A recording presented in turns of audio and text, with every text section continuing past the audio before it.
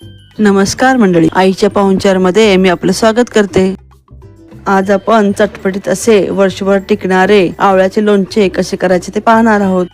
मंडळी, आवळा शिजवला, वाळवला किंवा त्याचा रस काढला तरी त्याचे औषधी गुणधर्म कमी होत नाही। तर अशा बहुगुणी आवळ्याचे लोणचे कसे करायचे ते पाहू।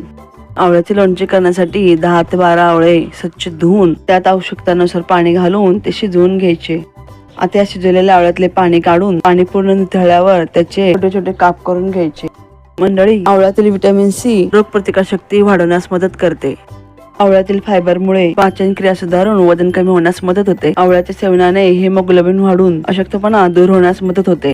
तसेच आवळ्याच्या सेवनाने रक्तातील साखर नियंत्रणात राहते। आता आवळ्याच्या फोडी करून झाल्या आहेत। आता कढईत 2 टेबलस्पून मोहरी, अर्धा चमचा मेथ्या घालून खमंग भाजून घ्यायचे। मंडळी, आवळ्यातील व्हिटॅमिन सी आणि अँटीऑक्सिडंटमुळे त्वचा स्वच्छ होऊन मुरमे कमी होतात। आवळ्याचे सेवन केस वाढीसाठी अत्यंत गुणकारी आहे। तसेच आवळ्याच्या सेवनाने एकाग्रता वाढून स्मरणशक्ती वाढण्यास मदत होते। तर भाजलेली मोहरी आणि मेथ्या मिक्सर जार मध्ये घालून बारीक वाटून घ्यायचे।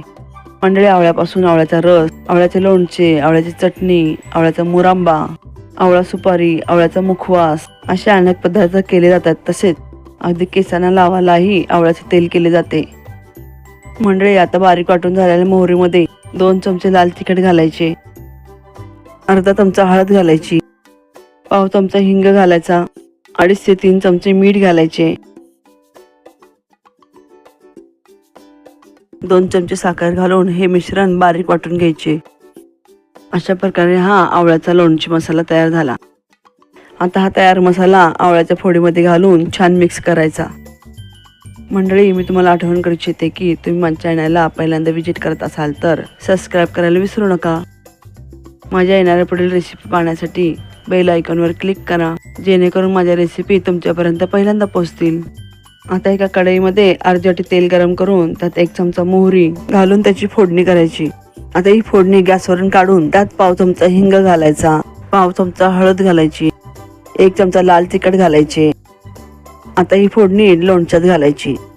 अशी खमंग फोडणी लोणच्यात घातल्यावर छान मिक्स करून घ्यायचे। आवळा शिजवल्यामुळे आणि मोहरी भाजून घेतल्यामुळे हे लोणचे लगेच खाऊ शकता। 2-3 दिवसामध्ये हे लोणचे छान मुरते आणि चवीला आणखीनच छान लागते। या आवळ्याचे लोणचे वर्षभर छान टिकते। मंडळी, तुम्हाला रेसिपी आवडल्यास लाईक, शेअर, कमेंट आणि सबस्क्राईब करायला विसरू नका।